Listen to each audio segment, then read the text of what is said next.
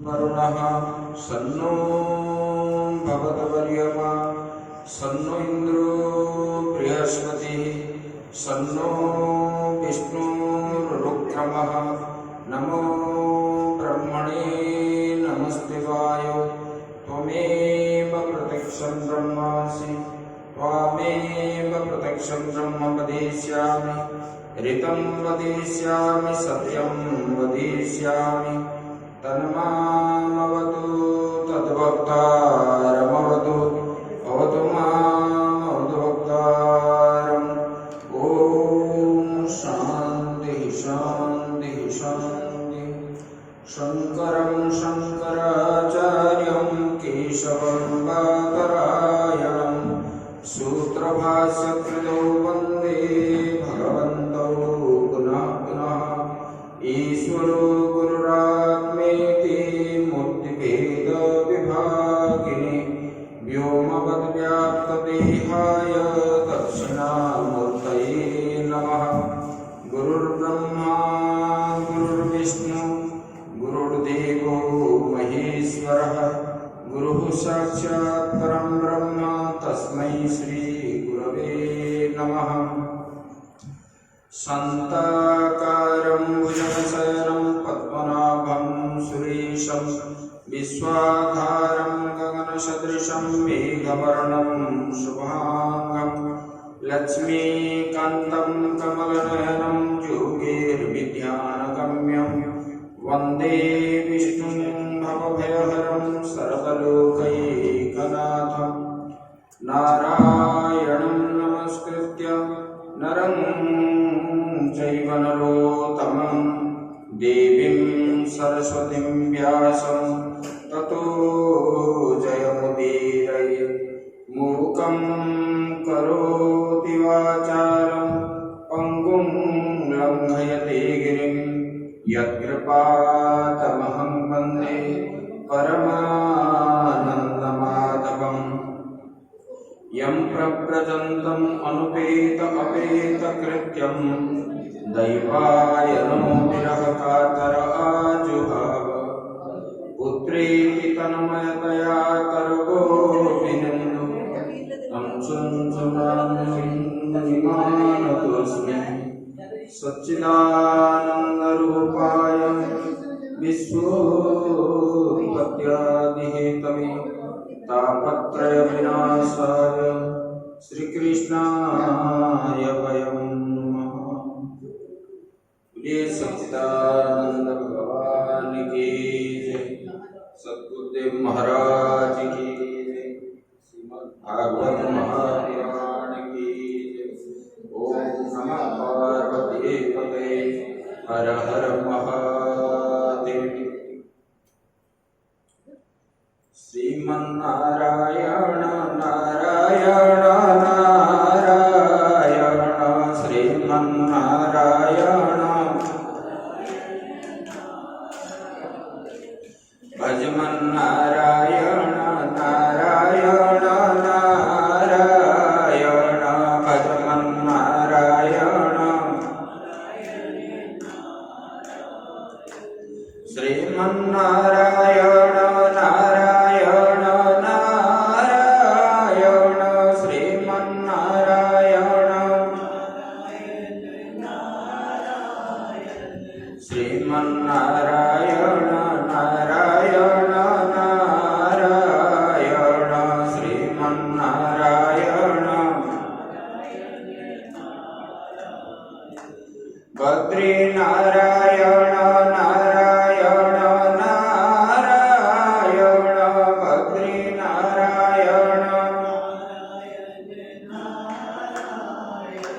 श्रीमन्नारायण नारायण नारायण श्रीमन्नारायण लक्ष्मीनारायण नारायण नारायण लक्ष्मीनारायण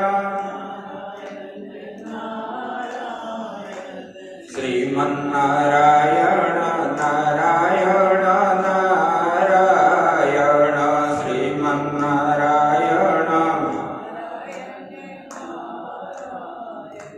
सत्य नारायण नारायण नारायण सत्य नारायण श्रीमन्नारायण नारायण नारायण श्रीमन्नारायण सूर्य नारायण नारायण नारायण सूर्य नारायण श्रीमन्नारायण नारायण नारायण श्रीमन्नारायण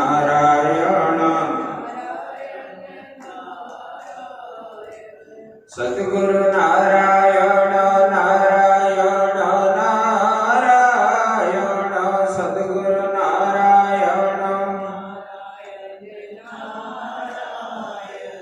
श्रीमन्नारायण नारायण नारायण श्रीमन्नारायण भजमन्नारायण नारायण नारायण भजमन्नारायण बोलिए सच्चिदानंद भगवान की जय। परम ब्रह्म परमात्मा की असीम कृपा से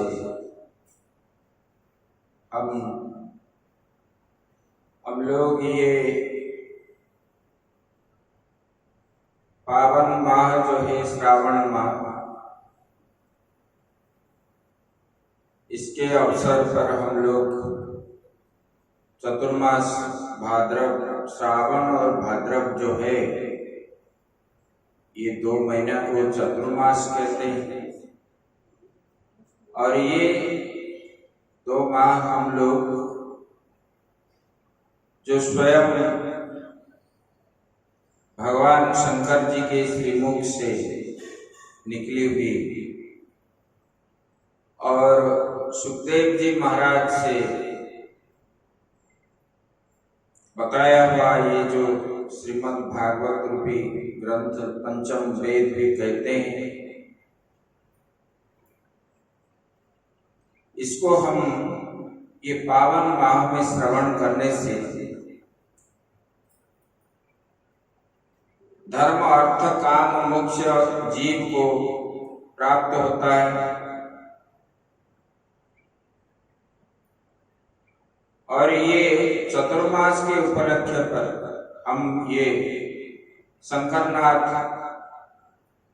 पर्वत मठ पर हम लोग श्रवण करेंगे। और श्रवण करके शास्त्र में कहा गया है श्रोतव्य मंतव्य निधिध्यासितव्य,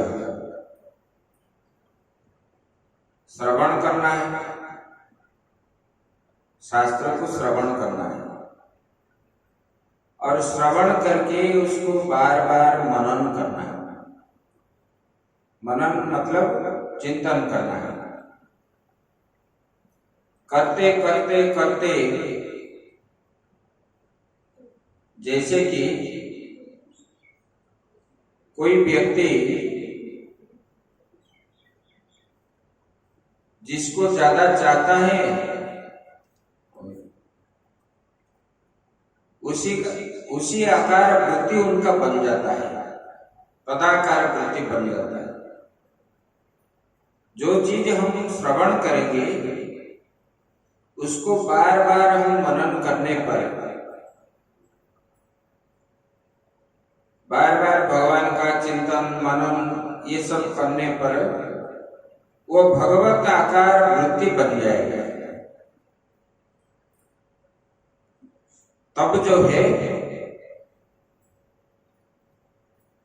मनन के बाद फिर वही सत्य है, वही परमात्मा ही सत्य है। परमात्मा के अतिरिक्त संसार में नाम रूपात्मक जगत में जो सब दिख रहा है ये सब मिथ्या ही है, सत्य नहीं है। अभी दिखता है, कल रहेगा कि नहीं गारंटी नहीं। जैसे कि अभी जो बाढ़ आया है गंगा जी में, अभी अलकानंदा में बाढ़ आया है। कोई 2000 साल पहले एक शिव मंदिर था, 2000 से अधिक प्राचीन शिव मंदिर थे, और ये बाढ़ आया और मंदिर का नाम निशान कुछ भी नहीं है। यह मंदिर था किसको पता नहीं।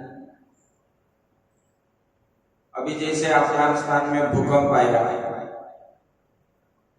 तो उन लोगों का घर द्वार परिवार कुछ भी नहीं है। सुबह रात को 12-1 बजे आया, इतना बड़ा गांव जो है मिट्टी में मिल गया। ये सब हम जो देख रहे हैं, ये सत्य मानने के कारण ही हमारे अंदर जो है राग द्वेष हिंसा ये फैलती है। तब जो है विषय को चिंतन करने पर विषयाकार वृत्ति बनता है। भगवत चिंतन करने से भगवताकार वृत्ति बन जाएगा। जब अंदर भगवताकार वृत्ति नहीं बनेगी तब तक जो है ये संसार में हमको हमारा जो है आवागमन होता रहेगा। पुनरपि जननम पुनरपि मरणम पुनरपि जननी जठरे शयनम। तो इसलिए हमको ये श्रवण के बाद बार बार हमको चिंतन करना चाहिए। ऐसे शास्त्र में कहा गया कि स्वामी जी बता रहे हैं कि दूसरे वाले को ही स्वामी जी आए थे बता रहे हैं, ऐसा नहीं है। वास्तविक हम देखें, हम तो जातस्य ही ध्रुवम मृत्यु ध्रुवम जन्म मृतस्य। हम जो जन्म लेते हैं एक ना एक दिन तो मरेंगे। मरेंगे कि रहेंगे? बोलो। जो जिसका जन्म होता है एक ना एक दिन जाना पड़ता है। जो बनता है वो मिटता है। इसलिए सबको जो है एक दिन जाना पड़ेगा। जैसे हम लोग के पास आज पैसा है, कल भी नहीं रह सकता है। ये सब अनित्य है। इसीलिए शास्त्र बताया गया अनित्यम असुखम लोकम।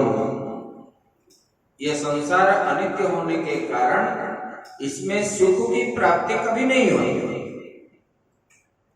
लेकिन हम चाहते हैं क्या है, हमको पैसा मिलने से हम बहुत खुशी से रहेंगे। बोलते हो कि नहीं बोलते हो? दिन रात जो है बहुत मेहनत करते हो, खून पसीना देकर बिना खाए पिए लोग पैसा कमाते हैं। लेकिन किसके लिए कमाते हैं? जो कमाता है वो भोग नहीं करता, वो करता नहीं है। करने वाला दूसरा होता है, इतर जन ही करते हैं। लेकिन वो सुख नहीं भोगता, दूसरे के लिए ये कमा रहा है। और जिन्होंने मेहनत नहीं की उसके हाथ ये संपत्ति आने पर वो क्या करेगा? उड़ाएगा, आयस करेगा, दारू पिएगा। पैसा जिसके पास है वो क्या करता है? आयस ही करते हैं। ज्यादा पैसा होने पर क्या करेगा? इसीलिए ये संसार अनित्य है, नाशवान है। हम आज है, कल रहेंगे कि नहीं ये भी गारंटी नहीं है। इसलिए हमको क्या करना चाहिए? पहले कि श्रवण भी करना है, मनन भी करना है और निधिध्यासन करना है।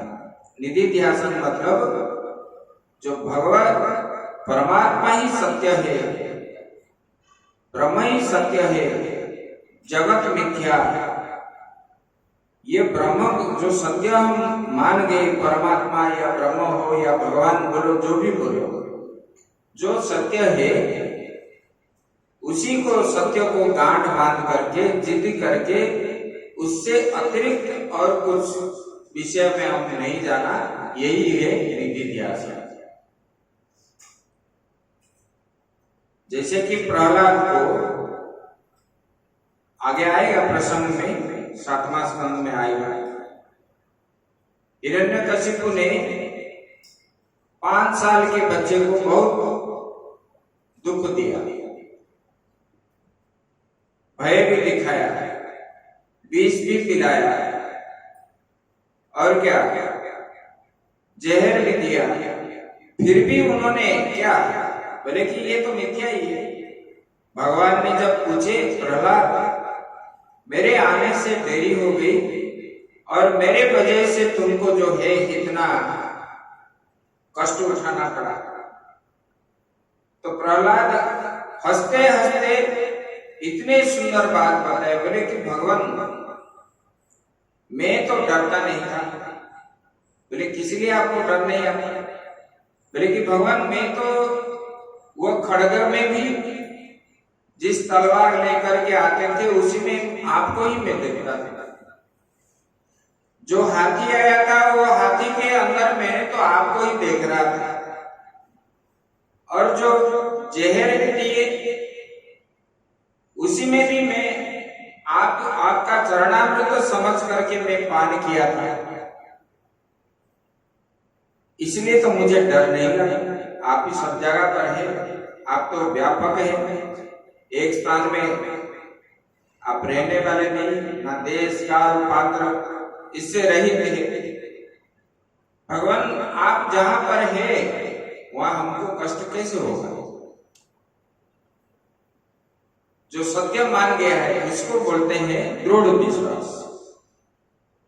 दृढ़ जिद करके उसी से जो हटेगा, हटता नहीं है, वही है निधिध्यासन।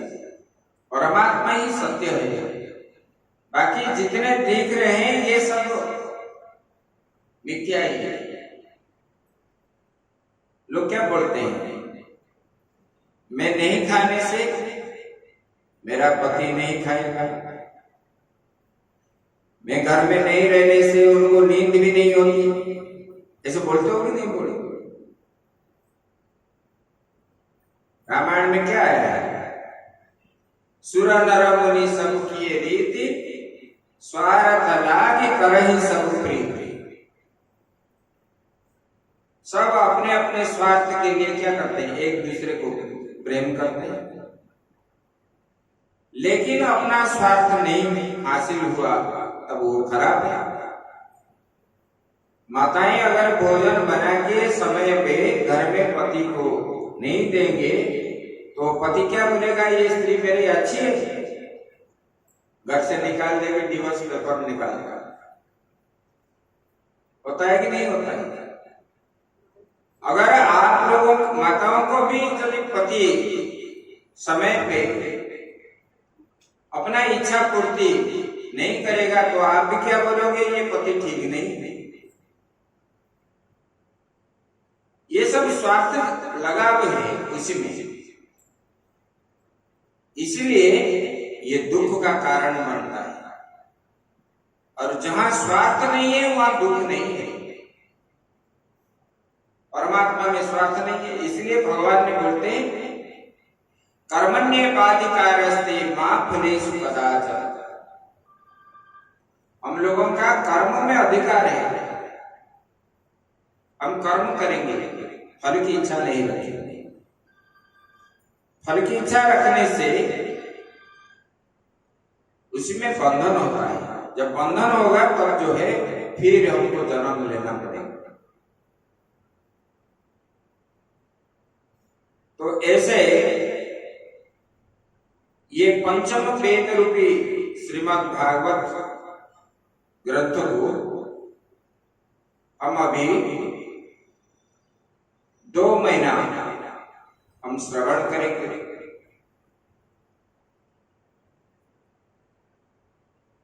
और ये ग्रंथ जो है वेद का सार है, इसलिए पहला श्लोक से ही वो बता दिए महात्मा आया है, उनको कुर्सी लगे बैठा। सच्चिदानंद रूपाय विश्वोत्पत्त्यादि हेतवे तापत्रय विनाशाय श्री कृष्णाय वयं नमः।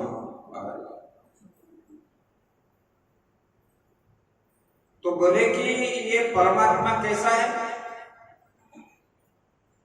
बोले कि ये सत स्वरूप है। अरे अंदर बैठा हो, बुलाओ। बोले कि ये सच्चिदानंद, बोले कि ये सत स्वरूप है, चित स्वरूप है और आनंद स्वरूप है। बोले कि ये परमात्मा सत स्वरूप है, मतलब जो हर समय रहने वाले हैं, ऐसे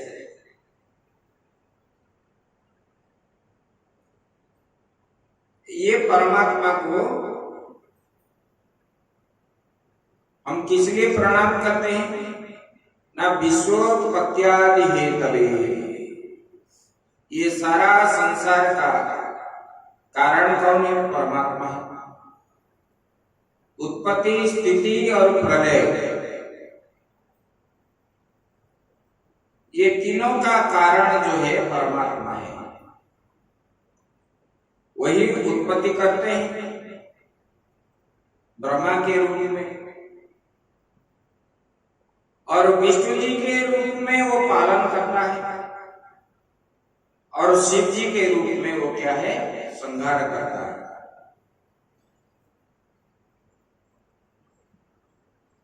बोले कि ऐसे परमात्मा, बोले कि तापत्रय विनाशाय, तीन प्रकार के जो दुख है, ताप मतलब दुख, तीन प्रकार के दुख है, आध्यात्मिक, आधिदैविक, आधिभौतिक। ये तीनों दुखों का विनाश करने वाला वही परमात्मा को बोले कौन है वो परमात्मा? बोले वो श्री कृष्ण ही है।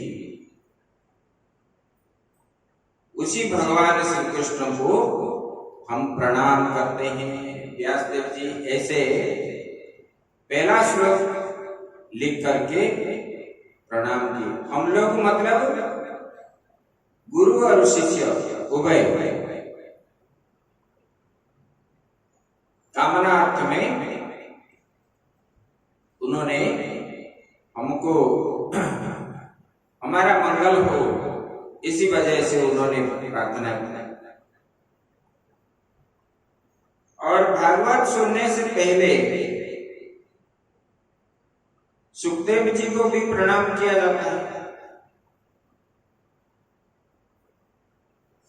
यम प्रव्रजंतम अनुपेत अपेत कृत्यम दैवायनो विरह कातर आजुहाव पुत्रेति तन्मयतया तर्को विनेन्दु तं सर्वभूत हृदयं मुनिमानतोस्मि।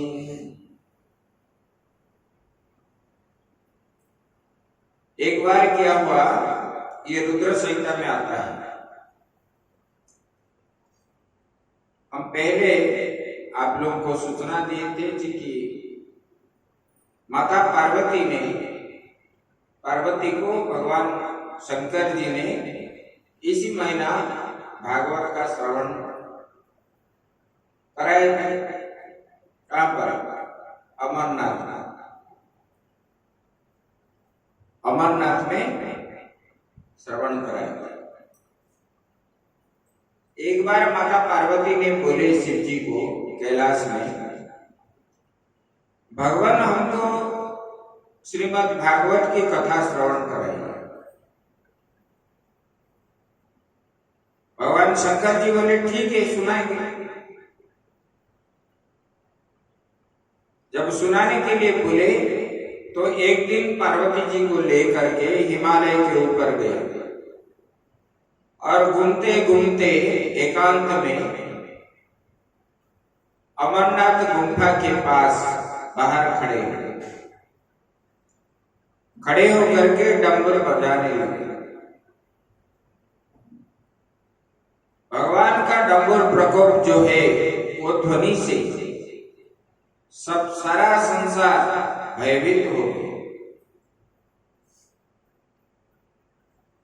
और वो पशु पक्षी कीट पतंग आदि वहां कोई नहीं रहे। और गुफा के बाहर एक मरा हुआ अंडा पड़ा था। और भगवान शंकर जी अंदर प्रवेश किए और बैठ गए। माता पार्वती को बोलने लगे, जाओ देखो बाहर कोई है कि नहीं। माता पार्वती ने आए, देखे, बोले कि कोई नहीं भगवान।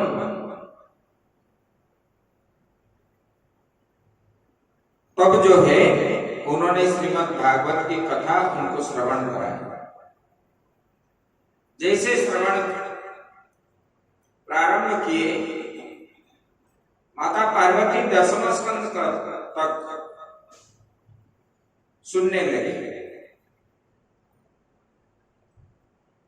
उसके बाद 11वां स्कंद जब हुआ, तब माता पार्वती जी को नींद आ गई सुनते सुनते। तो वो मरा हुआ अंडा जो बाहर पड़ा था, ये भागवत श्रवण जब किया, वो अंडा क्या जीवित बन गया।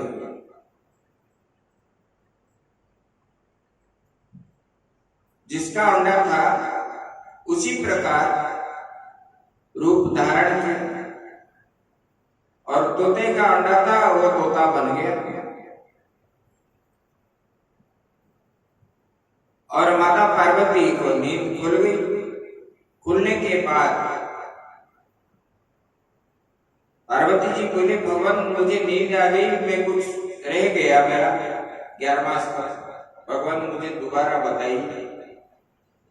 तो भगवान शंकर ने बोले कि आपको तो नींद आ गई, लेकिन बीच बीच में हाँ हाँ किसने कर रहा था।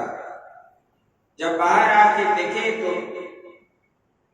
तोते को देखे, तब भगवान गुस्सा हो गए। और भगवान का गुस्सा देख करके सुख पक्षी भागे। और भाग करके व्यासदेव जी की पत्नी जमाई ले रहे थे, उसी के गर्भ के अंदर प्रवेश कर गए। और जब प्रवेश कर लिए और उधर से निकले ही नहीं। कुछ दिनों के बाद उस गर्भ से वेद ध्वनि आदि सुनने लगे। तो व्यासदेव जी घबरा गए और बोलने लगे, बेटा एक काम करो, आप बाहर आ जाओ। बोले कि हम नहीं आएंगे, यहाँ मैं बहुत शांति में हूं, न तेरे माँ को कष्ट हो रही। बोले कि माँ को कष्ट हो रहा है, लेकिन वो तो बोलती नहीं, और मैं क्यों बाहर आऊं। बार बार जब वो बोलने लगे, बोले कि अगर आप मुझे भगवान से मिला लोगे तब मैं बाहर आऊंगा। तब व्यासदेव जी ने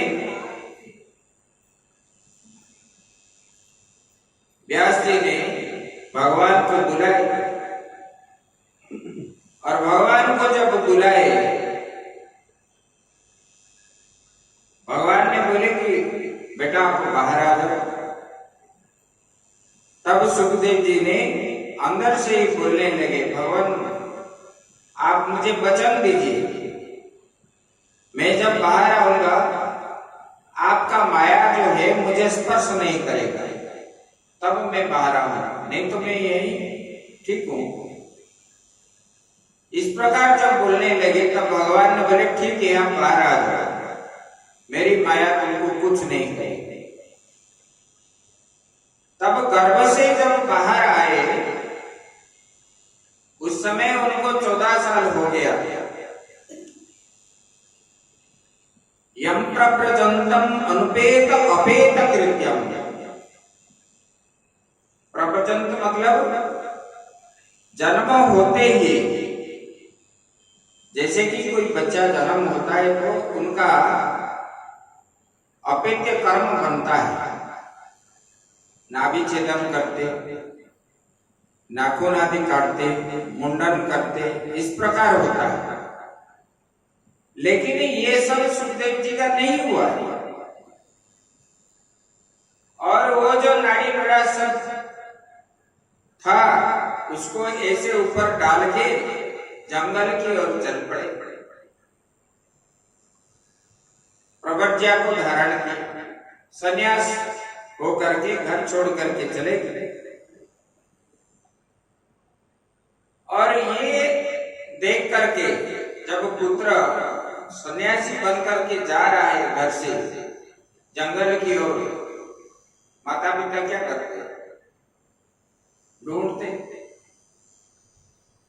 घर में रह के खराब काम करे, दारू पिए, गुंडागर्दी करे अच्छा है, लेकिन महात्मा बनने से खराब। बोलते हैं कि नहीं? बोले कि आ जाओ महात्मा में क्या है, अरे घर में आ जाओ, घर में रहो, ऐसे बोलते हो कि नहीं बोलते हो? लेकिन दूसरे का पुत्र अगर महात्मा बन गया तो वो क्या बोलते हैं? लोग बोलते हैं कि आपका भाग्य बहुत बड़ा है, अच्छा है, आपका 7 पुरुष उद्धार हो गए, आपका पुत्र जो है महात्मा बन गया। लेकिन अपने पुत्र को नहीं छोड़ते, लेकिन महात्मा नहीं बनना है। बोलते हैं कि नहीं बोलते? तो ऐसे ये आपका दोष नहीं है। जो सारा संसार को ज्ञान देने वाले व्यासदेव जी, उनके मन में भी यही विचार आया था, इसलिए उन्होंने सुखदेव जी के पीछे पीछे दौड़ने लगे, हाय पुत्र हाय पुत्र। ऐसे पुत्रे की तन्मयतया, पुत्र के ऊपर मोहित हो करके व्यासदेव जी पुत्र के पीछे पीछे दौड़ने लगे।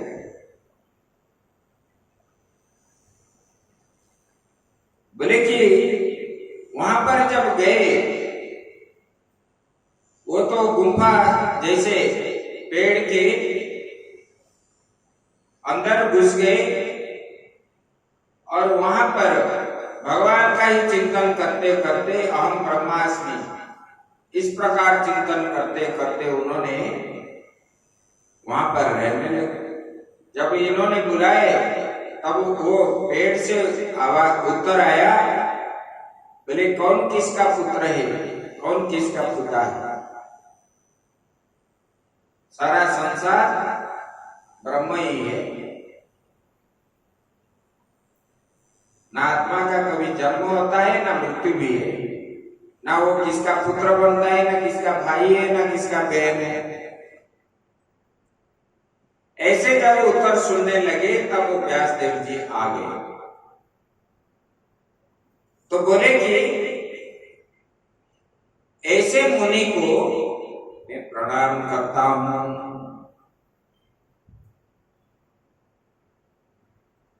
ये शास्त्र भी अधिकारी बन गए, शास्त्र भी सबको नहीं सुना जाता है।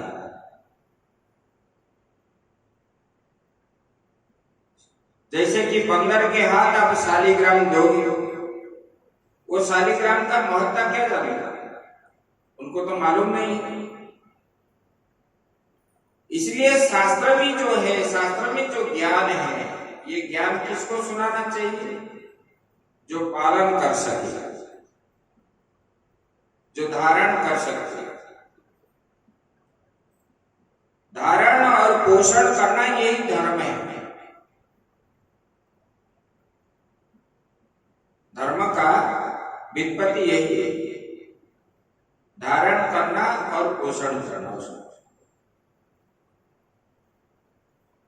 तो इसलिए व्यासदेव जी ने जब श्रीमद् भागवत रूपी ग्रंथ लिखे, अधिकारी मान करके सुखदेव जी की दिए। आगे आएगा, पहला स्कंद में आएगा। अभी ये महात्म्य की कथा हम श्रवण करेंगे। श्रीमद् भागवत जो है उसका महात्म्य, महिमा, वो सुनने से, पाठ करने से क्या फल मिलती है, उसके ऊपर बता रहे हैं। किसने? नैमिषारण्य में शौनकादि ऋषियों ने एक सत्र बनाया था, यज्ञ। दिन में जैसे अभी यहाँ चल रहा है, दिन में यज्ञ हो रहा है और मध्याह्न के बाद कथा का श्रवण है। क्योंकि दिन रात जो है जीव का मन जो है भगवान में ही लगा रहता है, तब विषय में मन नहीं जाता, विषयाकार वृत्ति नहीं बनता, जगत की और दृष्टि नहीं जाती। इसलिए महात्मा लोग क्या करते, कुछ ना कुछ चलाते रहते। तो ये शौनकादि ऋषि ने नैमिषारण्य में जो सत्र प्रारंभ किया था यज्ञ का, वहां घूमते घूमते सूत जी पहुंच गए।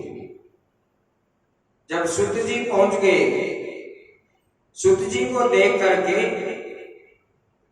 सब ऋषियों ने बड़े आनंद हो गए, उनको स्वागत सत्कार किए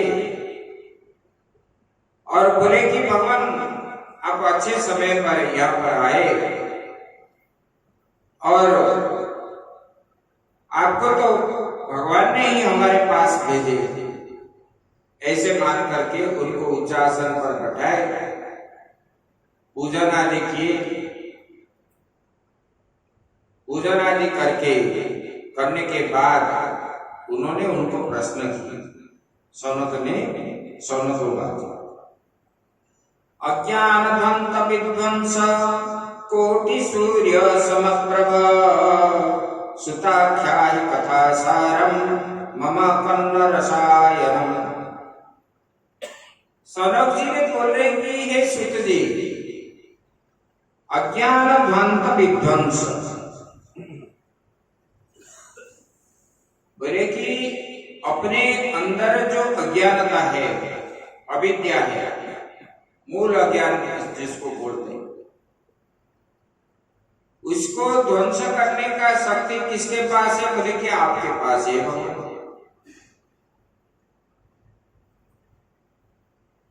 बोले कि देखो,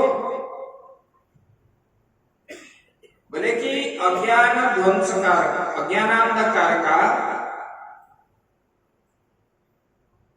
अंधकार का ध्वंस करने वाला शक्ति किसके पास है? सूर्य के पास है।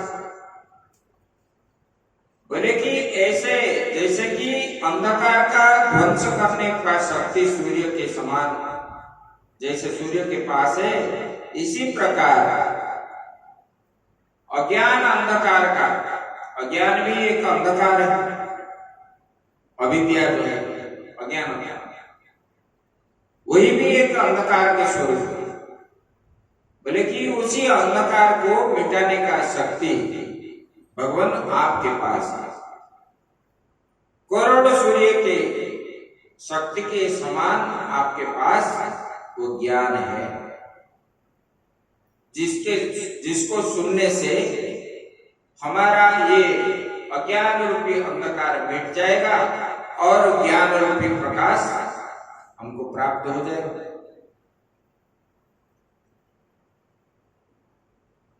असतो मा सद्गमय तमसो मा ज्योतिर्गमय। ये क्या है? अज्ञान रूपी अंधकार से ज्ञान रूपी प्रकाश को हमको प्राप्त कराते हैं। किसने? गुरु जी। गुरु के माध्यम से हम उसी ज्ञान को प्राप्त होते हैं। ऐसे शौनक जी ने बोले कि भगवान आप जो है,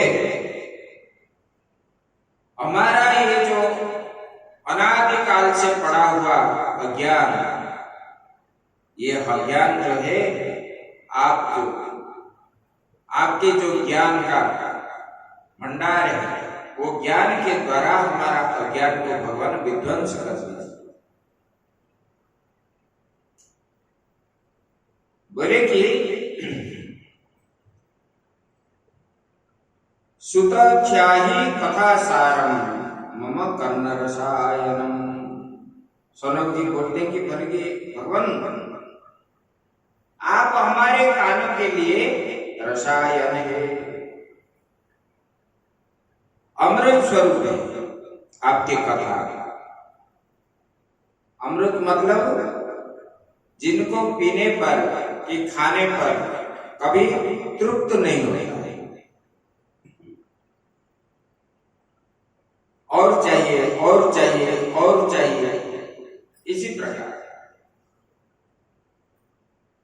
बोले कि ये अमृत स्वरूप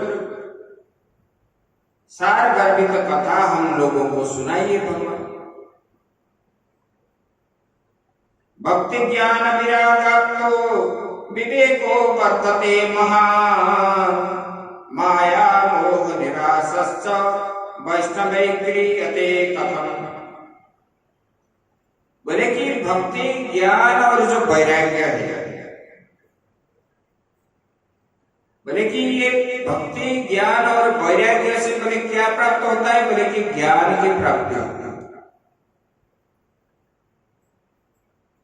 और वो ज्ञान के द्वारा हमारा विवेक वृद्धि होती है। विवेक क्या है? आत्मा अनात्मा वस्तु विवेक, जिसके द्वारा हम जानते हैं कि आत्मा वस्तु क्या है, अनात्मा वस्तु क्या है, उसी को बोलते हैं विवेक। मतलब अच्छा बुरे का जो विचार जिसके द्वारा हम करते हैं उसको बोलते हैं कि विवेक। बोले कि ये भक्ति ज्ञान और वैराग्य प्राप्त होने वाले महान विवेक की वृद्धि किस प्रकार होती है? बोले कि वैष्णव लोग किसी तरह इसी माया को, माया मोह से छुटकारा पाते हैं भगवान। आपको मालूम है ये संसार जो है माया है, जैसे जादूगर दिखाता है, खेल दिखाता है, लाया बीज बो दिया, बीज बोने के बाद पेड़ हो गए, कुछ समय में फूल भी आ गया, फल भी आ गया, और फल को तोड़ करके उन्होंने लाया, अपने चाकू से काट काट करके आपको दिया खाने के लिए, और आप लोग खा गए। फिर खाने के बाद देखे तो पेड़ भी नहीं है, जादूगर भी नहीं है। ऐसे ये संसार भी जो है ये माया है, ये भ्रम है। भ्रम के कारण हमको ये सत्य जैसे हम मान रहे हैं, ये मेरा है, मैं हूं, मैं और मेरा, इसके कारण हमको ये संसार सत्य जैसे मालूम पड़ता है। मैं और तोर, तोर ते माया, रामायण में लिखा है। मैं और मेरा ये भावना होने के कारण ही ये माया के द्वारा हम ग्रसित हो रहे हैं। ये मैं और मेरा यही माया है। जब इसको छोड़ दोगे तब माया आपको नहीं बनेगा। जब तक ये पकड़ करके रखोगे तो माया के द्वारा बंधन में फंसोगे। यही है माया। इसलिए बोलते हो ना, मेरा घर में ये काम है, वो काम है, वहां जाना है, वहां जाना है, बोलते हैं कि नहीं? अमृत स्वरूप कथा को छोड़ करके लोग भागते रहते हैं।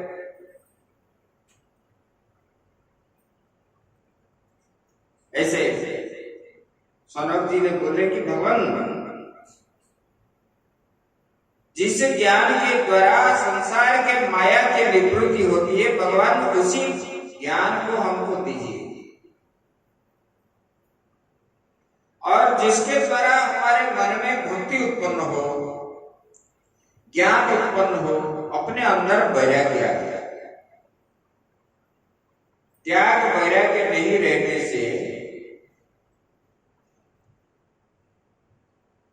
मनुष्य जीवन में सफलता प्राप्त कभी नहीं होती। और ये जो है ज्ञान, वैराग्य और भक्ति, ये तीनों जो है एक साथ रहने से ही जीव परमात्मा को प्राप्त होता है, उसका आवागमन और नहीं होता। ज्ञान का अभाव हो तो वैराग्य नहीं होगी,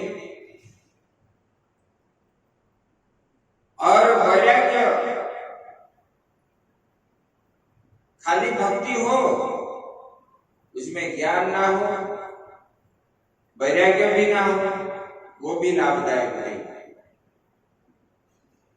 और ज्ञान है, भक्ति नहीं है, वैराग्य नहीं है, वो ज्ञान क्या है? अहंकार है। मैं इतना जानता हूं, मेरे पास इतना है ज्ञान, सबसे विद्वान हूं, ये अहंकार आ जाएगा। इसलिए ज्ञान, भक्ति के साथ ज्ञान और वैराग्य तीनों रहे तो वो ज्ञान, वो भक्ति क्या है? पुष्टि होगी। सबके पास भक्ति होने के कारण ही कुछ ना कुछ भक्ति है, तो आप लोग क्या करते हो?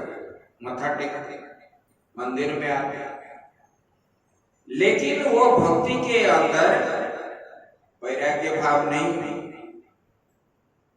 वैराग्य मतलब त्यागना, छोड़ने के लिए कोई तैयार नहीं। क्या छोड़ना है? अपने अंदर जो शत्रु है, बाहर कोई शत्रु नहीं है, बाहर कोई बीमार नहीं है, अपने अंदर ही बीमार के रूप में जो बैठे हुए हैं, राग, द्वेष, काम, क्रोध, लोभ, मोह, ये सब जो है ये अपने शत्रु के रूप में अपने अंदर पड़ा हुआ अनादिकाल से। ये जब छूट जाएगा, बोले कि जब वैराग्य होगा तो ये छूटेगा। आप बोलते हो ना, मैं गंगा जी गया था, वहां पर स्नान किया और ये चीज छोड़ करके आया, बोलते हो कि नहीं? खाने पीने का चीज छोड़ के आते हैं। और गंगा जी गए, कभी बोले कि मैं गुस्सा छोड़ करके आया? बोलते वो नहीं छोड़ेंगे, क्योंकि वो काम पे आए, वही बंधन का कारण बनता है। लेकिन इसलिए ज्ञान के साथ वैराग्य भी होना चाहिए और भक्ति, तब जाके भक्ति पुष्टि होती है। ज्ञान वैराग्य रहने पर, जब वो भक्ति है लेकिन ज्ञान नहीं है, वैराग्य भी नहीं, कुछ मालूम नहीं, तो आओगे फिर मत्था टेक के जाओगे कि इतना ही है। जब ज्ञान हुआ तब जानने पर हम कैसे करेंगे, क्या करेंगे, कैसे साधना करना है, तब ये जब जानोगे तब मन के अंदर वैराग्य भाव उत्पन्न होगा। ऐसा कि नहीं कि घर छोड़ना है ये वैराग्य है, ऐसा नहीं। देखो ये शास्त्र भी जो बताया गया है, जिन्होंने बताया वो भी गृहस्थ है। भगवान ने गीता जो बताए अर्जुन को, भगवान भी बड़े गृहस्थ है। भगवान श्री कृष्ण जैसे गृहस्थ आत्मा को कोई है ही नहीं। उनके घर में कभी जो सूतक कभी छोड़ता नहीं था, उनके घर कभी नहीं छोड़ता। उनका हिसाब करोगे तो पोता पोती, उनका मेंबर की संख्या 65,000 के ऊपर थे उसी समय। इतना बड़ा गृहस्थ कोई है नहीं। और भगवान ने, वो तो पक्के गृहस्थ थे, और अर्जुन को जो ज्ञान दिए वो भी गृहस्थ थे। जहां हम रहे उसी में ही रह करके हम परमात्मा को कैसे प्राप्त करें, ये जो है उत्कृष्ट धर्म है। पता है, देखो जब भगवान राम ने वापस आए जंगल से वनवास करके, तब सब लोग जो है प्रशंसा करने लगे, लक्ष्मण जी कैसा है, बोले कि देखो भगवान के पास रहे, ये किए, सेवा किए, ऐसा किए, तैसा किए। भगवान राम बोले ऐसा नहीं है, बोले कि भरत जैसे ज्ञानी संसार में कोई है ही नहीं। अब भरत का जो भक्ति है, भक्ति का स्वरूप जो है भरत है। बोले मेरे पास भी नहीं है, भगवान ने बोले मेरे पास भी नहीं है ऐसी प्रकार भक्ति। बोले कैसे, बोले कि पिताजी ने हमको तो वनवास दिए, हम लोग चले गए, इसी में कोई विशेषता नहीं है। लेकिन भरत को तो किसने नहीं दिए थे वनवास, उनको तो राजपाट सब कुछ मिला था, फिर भी उन्होंने राज्य में रह करके उसी सब को ग्रहण ना करके, वर्जित करके वनवासी जैसे उनका जो 14 साल जीवन यापन किए। जब भगवान के पास से वापस आए पादुका लेकर के, अयोध्या से निकल आए नंदीग्राम, जब से आए तब से और भगवान आने तक वो नंदीग्राम से अयोध्या नहीं गए, और पत्नी को भी ग्रहण नहीं किए थे, और अन्न जल भी नहीं खा रहे थे। बोले कि मेरे प्रभु जहां कंदमूल आदि खाते हैं, मैं यहाँ रह के राजपाट भोग करूंगा, राजपाट का भोजन खाऊंगा, ये नहीं होगा। वो भी कंदमूल फल खाए, और हमारा जो है बराबर जमीन में प्रभु जो है बराबर प्रभु के साथ नहीं सोया जाता है। तब उन्होंने 1-1.5 फीट खुदाई करके नीचे सो रहे थे। बोले के ऊपर जो है हमारे प्रभु सो रहे, मैं उसके नीचे बराबर आसन में नहीं बैठी। इस प्रकार त्याग था भावना के अनुसार। तो भगवान ने बोले कि देखो यही है भक्ति, इसको बोलते हैं, और ये भक्ति का स्वरूप है। भरत जी हमको तो मिला, हमने ग्रहण किया, वनवास चले गए, इनको तो नहीं मिला था, ये स्पष्ट है। इसलिए भक्ति जो है ऐसे करना चाहिए। बोले कैसे, बोले कि ज्ञान और वैराग्य के युक्त होकर के भक्ति करना चाहिए, तब जो है भक्ति पुष्टि होती है।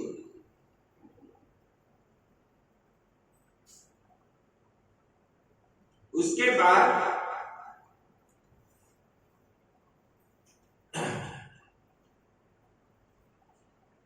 चिंतामणिर्लोक सुखम सुरद्रु स्वर्ग संपदम प्रयच्छति गुरु प्रीतो वैकुंठम योग दुर्लभम। ये भागवत की कथा जब श्रवण करने के लिए देवता लोग भी आए, तब सुखदेव जी को बोलने लगे कि भगवान परीक्षित को जीवित करने के लिए हम अमृत पिला देंगे, और सर्प डसने पर भी उनका मृत्यु नहीं होगी। ये अमृत के बदले आप हमको ये कथा का श्रवण करवाइए।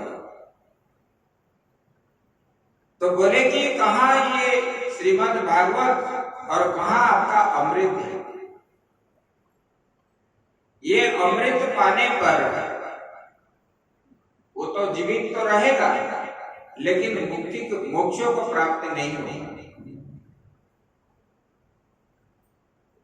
लेकिन ये भगवत रूपी ग्रंथ को जो श्रवण करता है, मनन करता है, उसको क्या मिलती है? बोले कि मोक्षों की प्राप्ति होती है। इसलिए उन्होंने तिरस्कार किया। सुखदेव जी ने देवताओं को वापस करवा दिया। इसके ऊपर सुत जी बोलते हैं, भक्त्योर्धनम यच्च कृष्ण संतोष हेतुकम तदहं ते विदास्यामि सावधानतया सुनो। बोले कि देखो, जो भक्ति के प्रवाह को बढ़ाता है और भगवान श्री कृष्ण की प्रसन्नता को प्रदान कारण है, बोले कि मैं तुम्हें वो साधन बतलाता हूं। सुत जी बता रहे, बोले कि जिसके द्वारा आपका भक्ति दृढ़ होगा और बढ़ेगा, उसी बात को मैं आपको सुनाता हूं, आप लोग सुनिए। देखो, भगवान के प्रति निबिड़ संपर्क कैसे होता है? बोले कि ये सत्संग के द्वारा, सत्संग के द्वारा आपको क्या है, भगवान के बारे में जब जानते हो, भगवान के प्रति आपका श्रद्धा बन जाता है और निबिड़ संपर्क भी बनता है। भजन गाते हो ना, श्याम से मिलने का सत्संग एक ठिकाना है। श्याम से बोलो, श्याम से मिलने का सत्संग एक ठिकाना है। श्याम से मिलने का सत्संग एक ठिकाना है। सत्संग है का सागर, सत्संग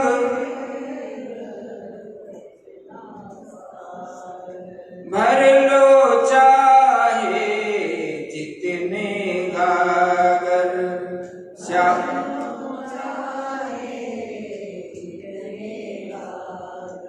श्याम से मिलने का तो सत्संग एक ठिकाना है। श्याम से मिलने का तो सत्संग एक ठिकाना है। बोले सच्चिदानंद भगवान की। ऐसे भजन भी गाते हो। तो भगवान को मिलने का यही है सत्संग है। इसलिए भगवान तुलसीदास जी ने बोले, बिनु सत्संग विवेक न होई, राम कृपा बिनु सुलभ न सुलभ। वेद में भी बताया, स्वाध्याय प्रवचन न प्रमादितव्यम। बोले कि आप लोगों को स्वाध्याय और प्रवचन इसको प्रमाद नहीं करना चाहिए। देखेंगे, जाएंगे, इस प्रकार भावना नहीं करना चाहिए। ये क्या है? नित्य होना चाहिए। जैसे कि देखो, स्वाध्याय जो है नित्य होना चाहिए। जैसे हम नित्य भोजन करते हैं, बोलो कि आज भोजन करूंगा, कल नहीं करना है, नहीं चलेगा, नहीं होगा। जैसे भोजन नित्य है, ऐसे स्वाध्याय भी नित्य है, सत्संग भी नित्य है।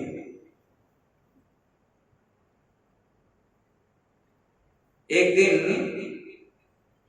सूरदास जी वृंदावन में भगवान को दर्शन के लिए जा रहे हैं। उनको एक व्यक्ति ने पूछा, भगवान आप कहाँ जा रहे हैं? नित्य जो जा रहे हैं। बोले कि मैं मंदिर जाता हूँ।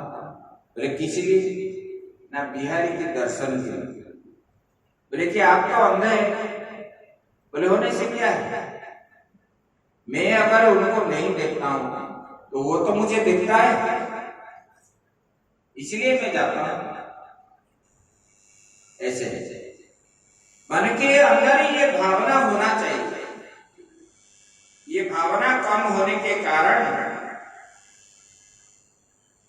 हमारा भक्ति दृढ़ नहीं हुई। लेकिन जो भक्ति का जो प्रवाह है जिससे बढ़ेगा, जिसके द्वारा हम प्रसन्नता होंगे, उसी को सुत जी बता रहे हैं, बोले कि मैं आप लोगों को सुनाऊंगा, सुनो। एतस्मात् परम किंचिन मना शुद्ध्यै न विद्यते जन्मांतरे भवेत् पुण्यम तदा भागवतम लभेत्। बोले कि एतस्मात् परम किंचिन, बोले कि मन की शुद्धि के लिए इससे बढ़कर और कोई साधन नहीं है। मन की शुद्धि कैसे होती है? जैसे कि धन की शुद्धि किसमें होती है? दान करने में।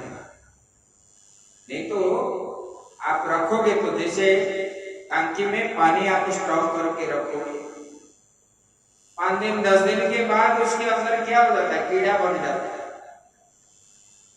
ऐसे धन भी तिजोरी में जो रखते हैं वो क्या होता है? अशुद्ध बन जाता है।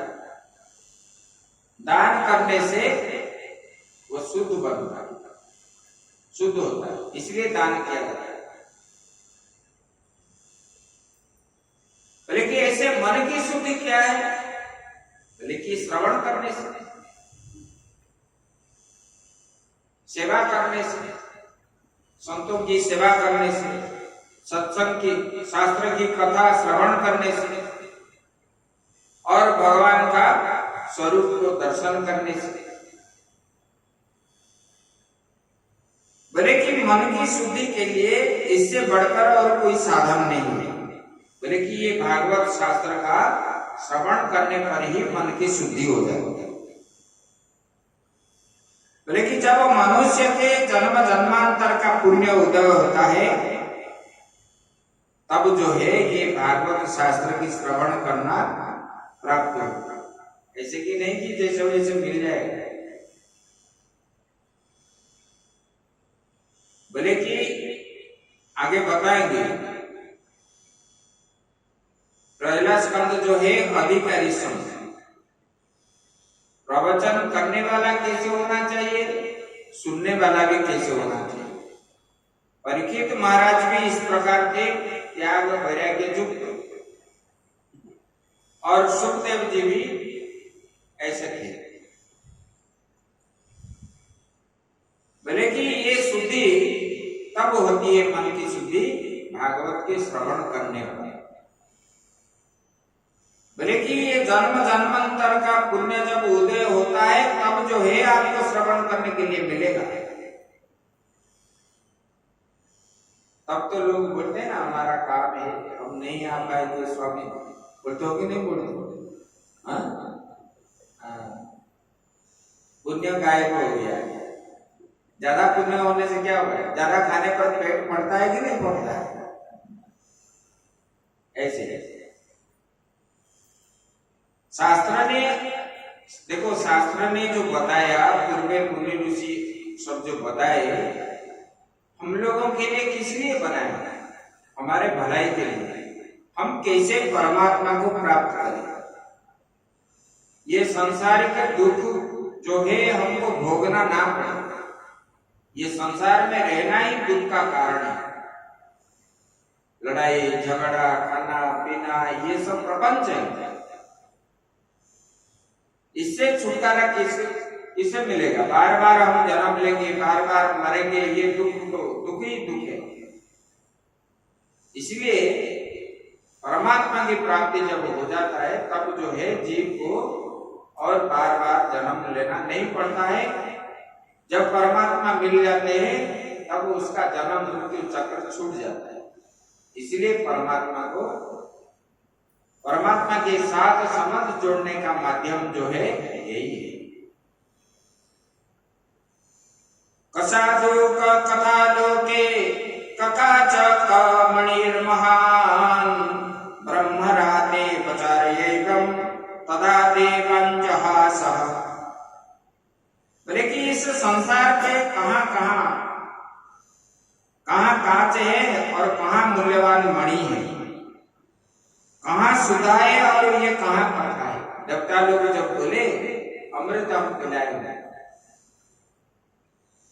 कि भगवान ये मणि है, भागवत ये मणि है, श्रीमद् भागवत।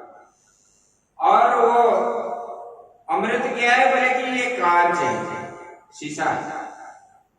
और कहाँ शीशा है और कहाँ अमृत है? इसलिए ये मणि के सदृश है। बोले कि ये अमृत रूपी भागवत का पान करेंगे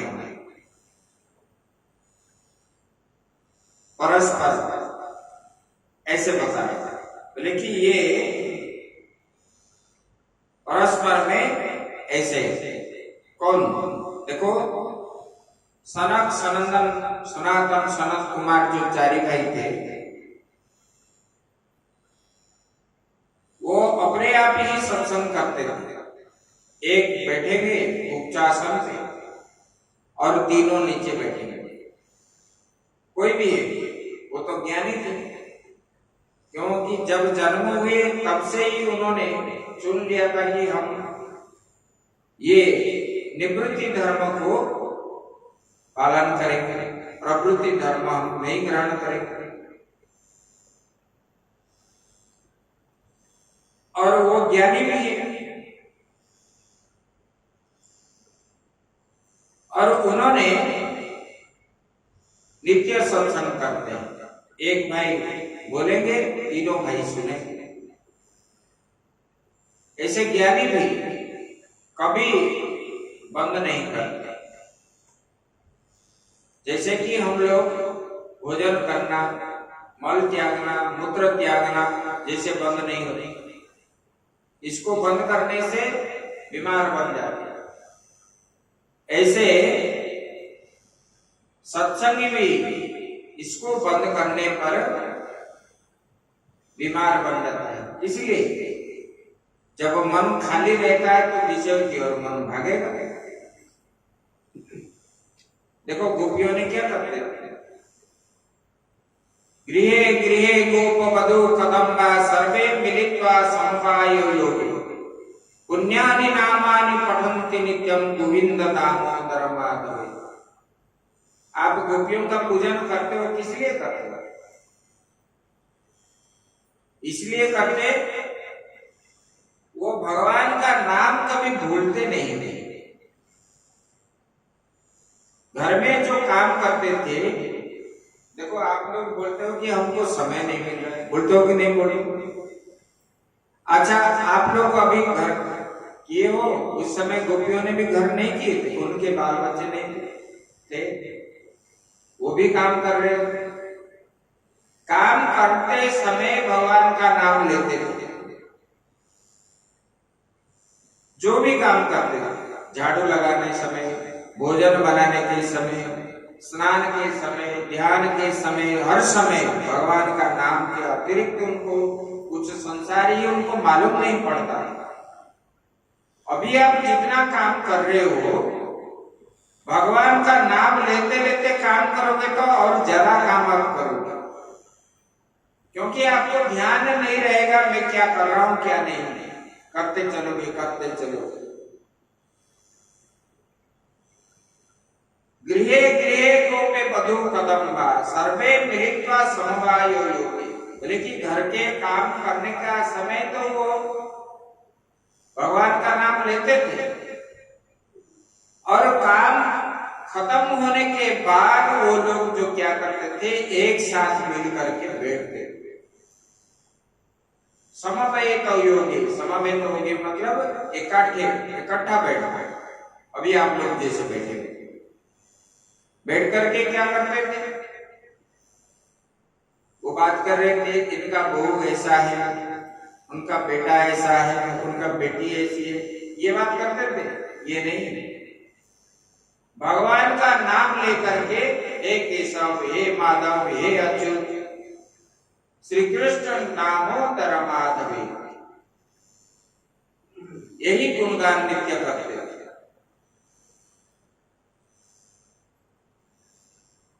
तो ये किस लिए करे? ना विषयों की और उनका मन नहीं जाता।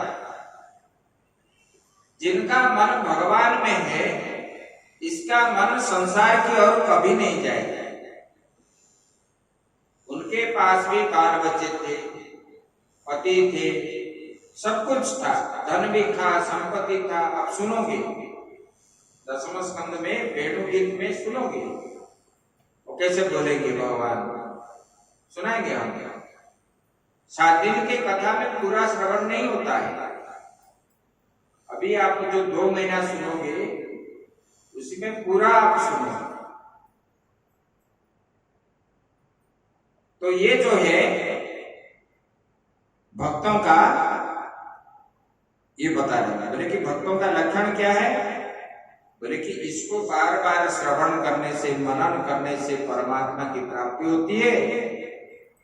जब आप बार बार श्रवण कीर्तन मनन आदि नहीं करोगे तब मन जो है संसार की ओर भागेगी। तो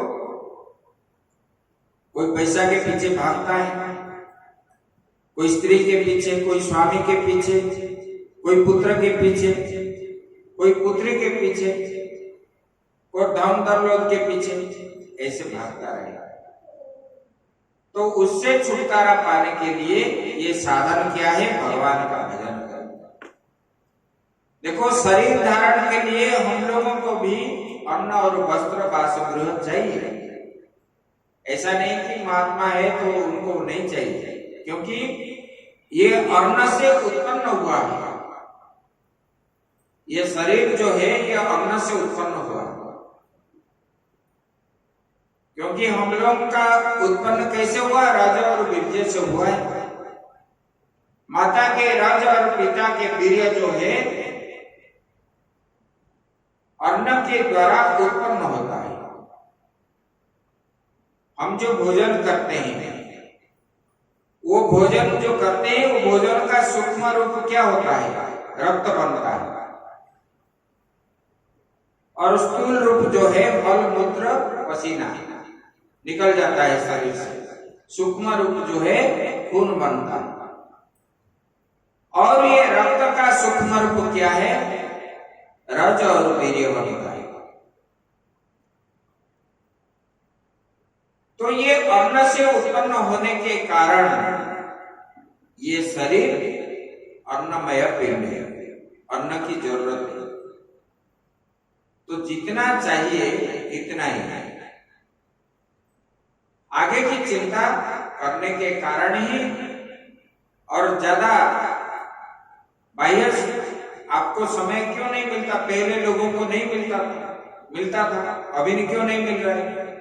पहले जमाने के लोग जितना खर्च करते थे, आप लोगों का खर्चा अभी तो कोई 4-5 गुना बढ़ गया है। जब खर्चा बढ़ गया तब पैसा की जरूरत है, इसलिए समय नहीं मिले। ये करेंगे, वो करेंगे, बाहर खाएंगे। हम जो है बाजार से दुख खरीदते हैं। अभी देखो, प्राय लोग अभी जो है शाम के समय फास्ट फूड खाते हैं, घर में भोजन नहीं बनाते। दिल्ली में पति पत्नी दोनों काम करते हैं। भोजन बनाने के लिए उन लोगों को समय नहीं, बाहर ही खा लेंगे, नहीं तो नेट से मंगा लेंगे।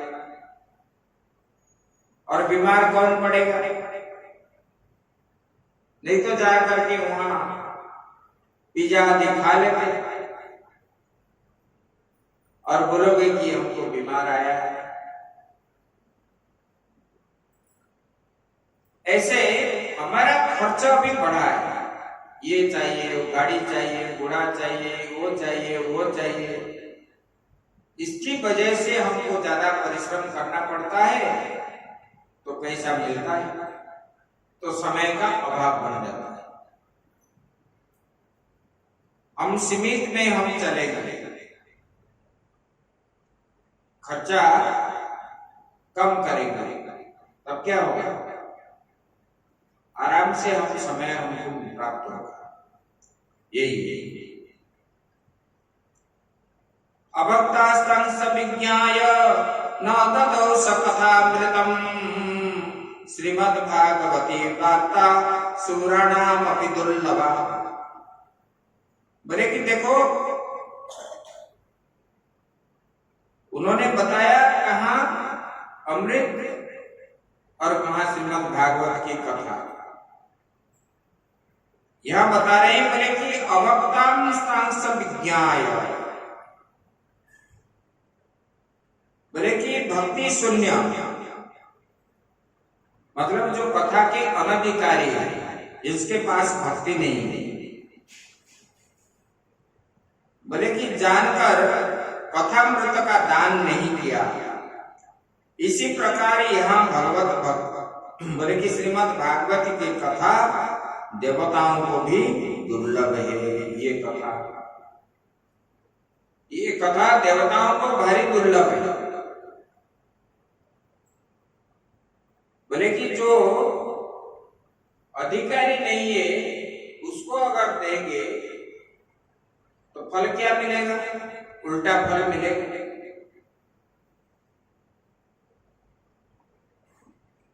तो बोले कि ये भागवत रूपी कथा जो है देवताओं को भी दुर्लभ है। देवता भी चाहते हैं हम कैसे सुनेंगे, क्योंकि देवता शरीर में मोक्ष को प्राप्त नहीं होते हैं। मनुष्य ही, बाकी किसी जोनि में मोक्ष प्राप्ति नहीं होती। मनुष्य जोनि में ही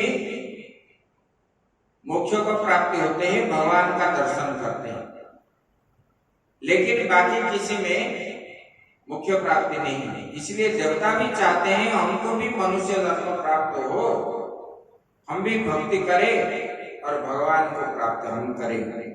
इस प्रकार उसके बाद बोले कि देखो, ये सप्ताह कथा श्रवण करने पर महापापी भी ये श्रीमद् भागवत रूपी ग्रंथ को श्रवण करने से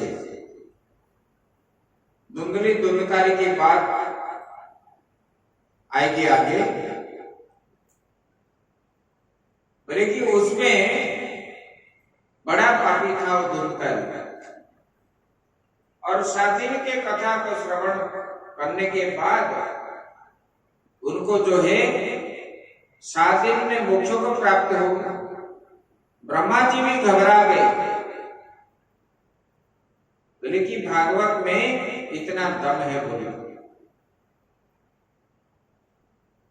बोले कि ऐसे ये भागवत रूपी ग्रंथ है। तो एक बार नारद जी घूमते घूमते हिमालय की ओर जाने लगे, और वहां पर जब गए सनक सनंदन सनातन सनत कुमार चारों भाई को साक्षात हो गए। साक्षात होने के बाद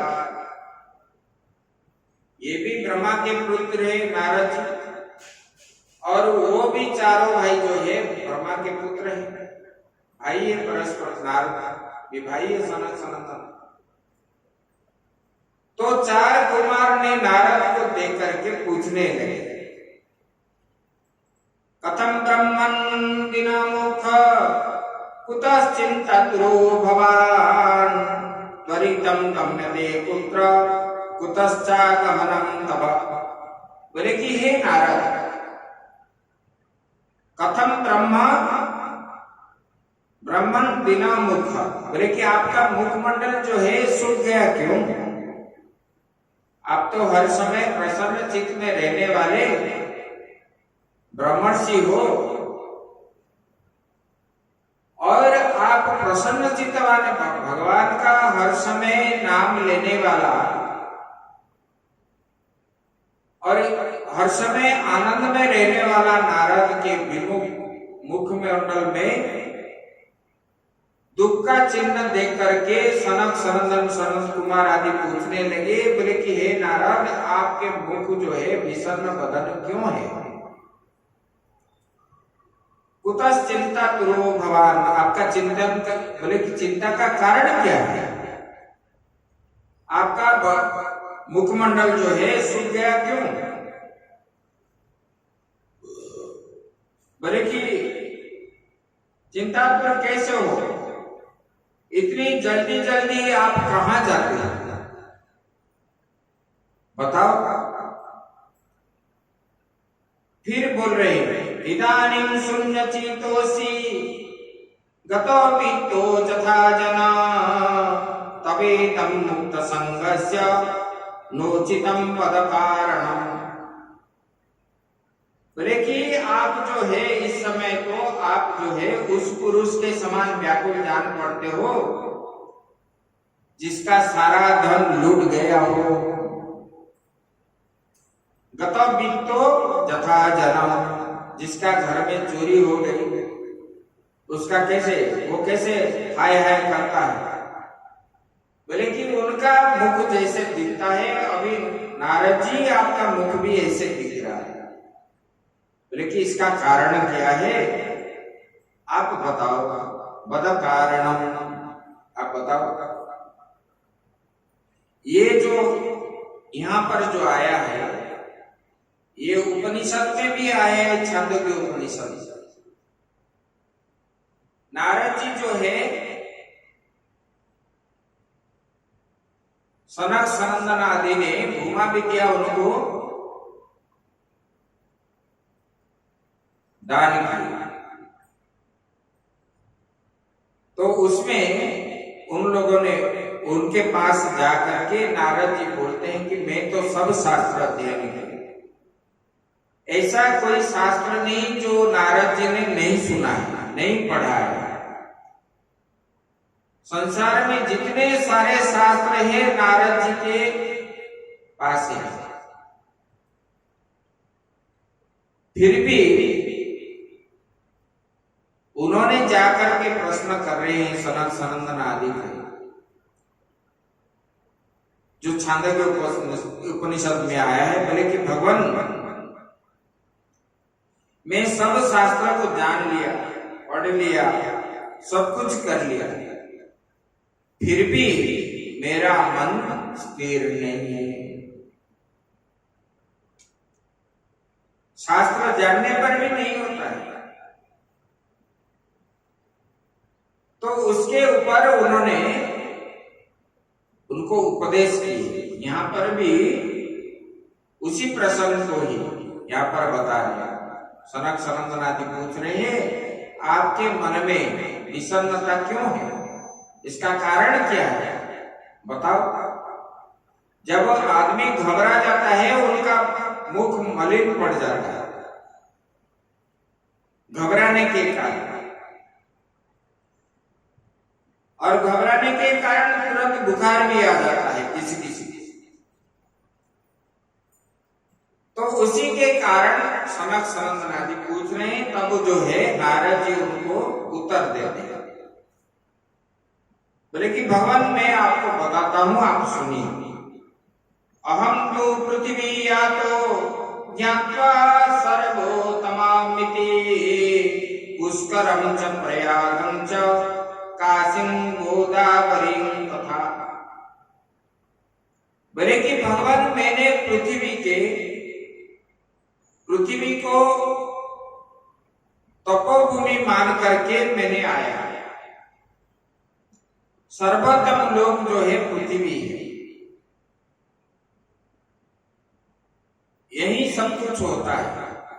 तपस्या आदि होता है, परमात्मा को प्राप्त हम लोग करते हैं इसी धरती पर, बाकी किसमें नहीं है, किसी लोग। बोले कि यहां पर मैंने आया पुण्य मान करके, नारद जी बता रहे हैं। बोले कि यहां आकर के कहां गए? बोले कि पुष्कर गया, जो तीर्थ स्थान है वहां पर गया। पुष्कर गया, प्रयाग गया, काशी गया, गोदावरी गया। गोदावरी मतलब नासिक। ये सब मैंने गया, उधर उधर विचरने लगा, लेकिन कहीं भी मेरे मन को संतुष्ट अनुभव मैंने नहीं किया। कुरुक्षेत्रम कुरुक्षेत्रम श्रीरंगम सेतुबंधनम एवं आदिषु तीर्थेषु भ्रममाण इतस्ततः। बोले कि मैंने हरिद्वार गया, कुरुक्षेत्र गया, श्री रंगनाथ गया, श्रीरंग, और सेतुबंध गया, रामेश्वर। बोले कि ये सब मैंने घूमा, वहां पर गया। ना पश्यम पुत्र चित्सर्म मन संतोषकारकम कलीना धर्म मित्रेण धरेयम बाधिताधुना। बोले कि वहां पर जाने पर मैं तो गया, न अपश्यन, बोले कि यहाँ, बोले कि वहां जो गया मैंने, मन को संतोष कहीं नहीं मिला जितने तीर्थ में गया। अभी तीर्थ के लिए लोग जाते हैं कहाँ, और इधर तीर्थ के हिसाब से नहीं जाते। गंगा जी जाएंगे, चप्पल धोएंगे, साबुन लगाएंगे शरीर में, कपड़ा साफ करेंगे, तो उनका गंगा जी का फल कैसे मिलेगा?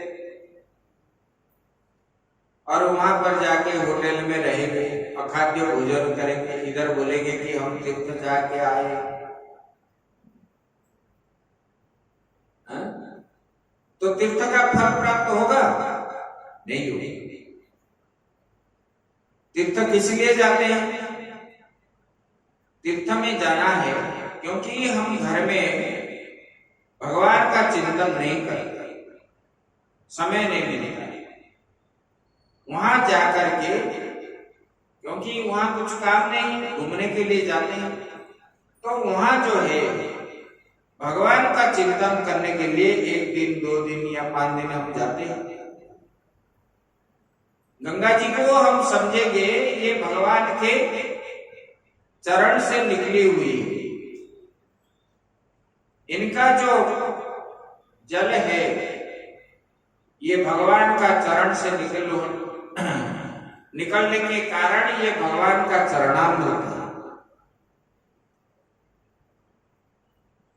ये गंगा माता जो है भगवान के सेविका है, और भगवान से ही निकली हुई ये है गंगा माता, और उनको मैं बार बार प्रणाम करता हूं। वो मुझे भगवान से कैसे प्राप्त करा दे, और वहां बैठ करके भजन करे, जाप करे, ध्यान करे, दान पुण्य आदि करे, पूजा पाठ करे। ऐसे जो करते हैं उसको वो फल मिलता है। वहां पर बैठ के गंगा जी के पास, गंगा जी को आप जिस प्रकार बोलोगे, जैसे हम लोग बात करते हैं, माता जी आपको सूक्ष्म रूप में आपका इच्छा पूर्ति करती है अभी भी, लेकिन हमारा विश्वास जो है उसमें नहीं। जब मानेंगे कि मंदिर में शिव जी जो है ये तो पत्थर है, तो अब हम जो है पूजन करने से हमको पत्थर का फल मिलेगा। जब हम मानेंगे ये शिव जी है तब शिव जी का फल मिलेगा। ऐसे तीर्थ में जाकर के गंगा जी के जल को आप समझोगे ये हमारे गांव के जो नदी है, ये हमारे नदी का जल, ये नदी का जल, इसमें फर्क क्या है? तो वो जो है नदी का जल का फल मिलेगा। लेकिन आप अगर समझोगे कि ये जो है भगवान के श्री चरण से निकली हुई गंगा, ये पतित पावनी है, ये उद्धार करने वाली है हमको, ऐसे भावना करके उनको माता की भावना करके प्रणाम करके उनको पूजन आदि करोगे तो गंगा माता का फल आपको प्राप्त होगा। तीर्थ में जब जाते हैं, तीर्थ का फल यही है। वहां पर जाओ, भजन करो, ध्यान करो, जितना दिन रहो, 1 दिन रहो, 5 दिन रहो, तब जो है तीर्थ जाने का फल आपको प्राप्त होगा। और वहां जाओगे बोलोगे कि हम होटल में खाएंगे, बड़े बड़े होटल देख करके बोलेगे कि इसमें जाएंगे तो कैसे लगेगा। अरे भोजन तो पेट भरने के लिए, फुटपाथ में खाने से जैसा है उधर जाने पर भी ऐसा है। उधर ज्यादा पैसा दे हुए, इधर कम पैसा है। ऐसे भावना के अनुसार। तो इसलिए वो बताते हैं, बोले कि कहीं भी मुझे, इसलिए जाने के बाद जो लोग जाते हैं उनके मन में कभी शांति है? ऐसे करने वाले शांति कभी नहीं। तो नारद जी बताते हैं, मैंने ये सब तीर्थोत्सव घूम के आया, लेकिन कहां पर, कहीं पर भी मैंने शांति प्राप्त नहीं, क्योंकि सब तीर्थों में अशांत वातावरण फैली हुई, देखने पर अच्छा नहीं लगता। सत्यम नास्ति तपः शौचम दया दानं न विद्यते उदरम हरिणो जीवा बरका कुटुंबासिनः। बोले कि अब यहाँ जो है तीर्थों में सत्य नहीं है, दया नहीं है, तप नहीं है, शौच नहीं है। शौच है, इधर बाएं हाथ से खाते हो, इधर दाएं हाथ से जाते हो भगवान का। झूठा मूठा ज्ञान किसको नहीं है?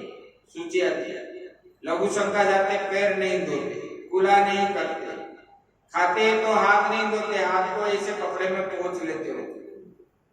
अरे हमको लगा नहीं कुछ, ऐसे बोलते हो कि नहीं? आजकल पेपर में हाथ पोंछ लेते, फेंक दे, कुल्ला भी नहीं करते। ये शौच है।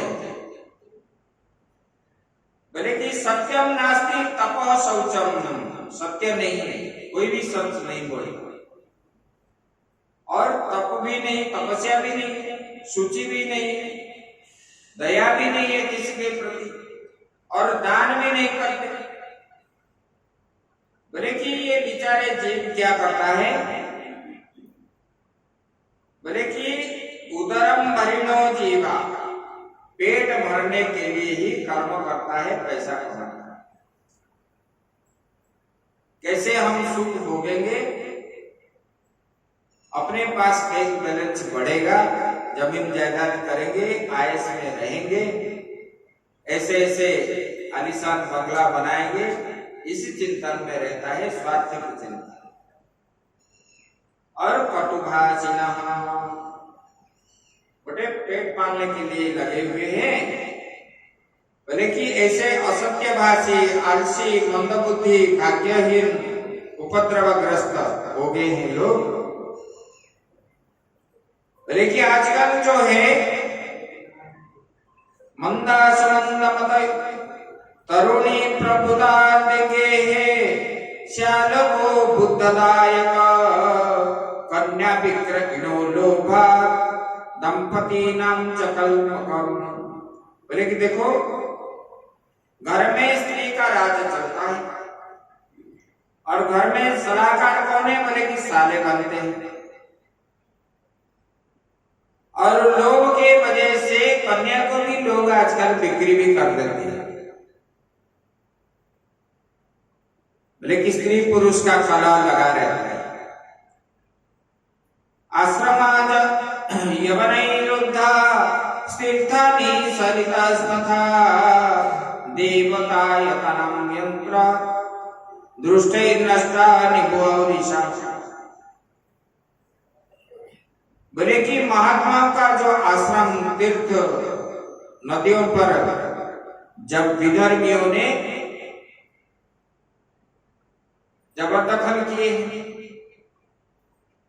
अधिकारी बन गए, आश्रम में जो कर्म होना चाहिए उसको अधिकार जमा करके ये सब कर्म करने नहीं देते, यही बता रहे। बोले कि ये देवालय अभी नष्ट हो गया।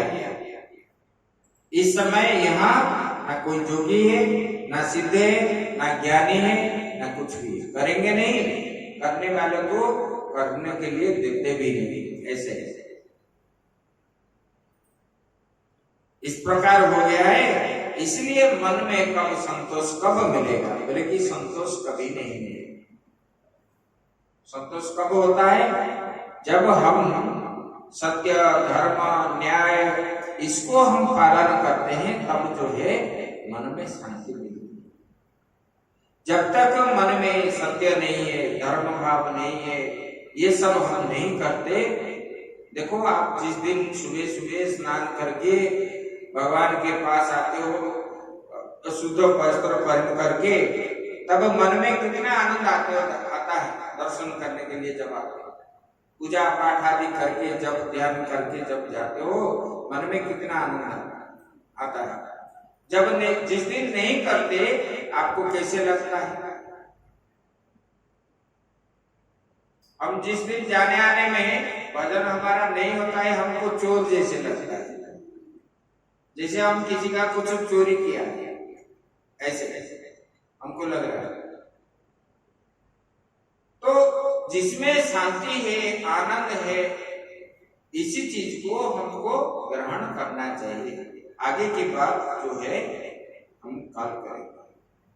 ओम पूर्णमदः पूर्णमिदं पूर्णात् पूर्णमुदच्यते पूर्णस्य पूर्णमादाय पूर्णमेवावशिष्यते। ओम शांति शांति शांति। श्री राम जय राम, जय जय राम। श्री राम जय राम, जय जय राम।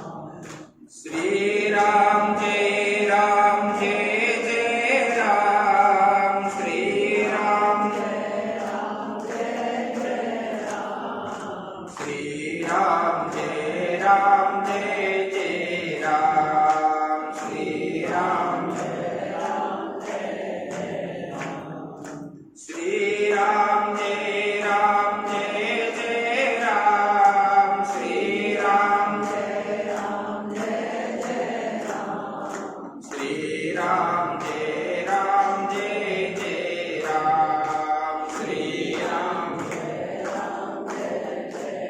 बोले सच्चिदानंद भगवान की जय। धर्म की अधर्म का, प्राणियों में विश्व का, गौमाता की गो हत्या, गंगा जमुना मैया की, नर्मदा मैया की, बद्री विशाल भगवान की, द्वारिकाधीश भगवान की, रामेश्वर भगवान की, बलभद्र स्वामी की, सुभद्रा माता की, जगन्नाथ स्वामी की, चक्र सुदर्शन की, श्री बांके बिहारी लाल की, गिरिराज महाराज की, राधा रानी की, काशी विश्वनाथ भगवान की, पवन सुत हनुमान की, राम लाला की, आद्य गुरु शंकराचार्य भगवान की, अपने अपने गुरु महाराज की, आज के आनंद की। ओम नमः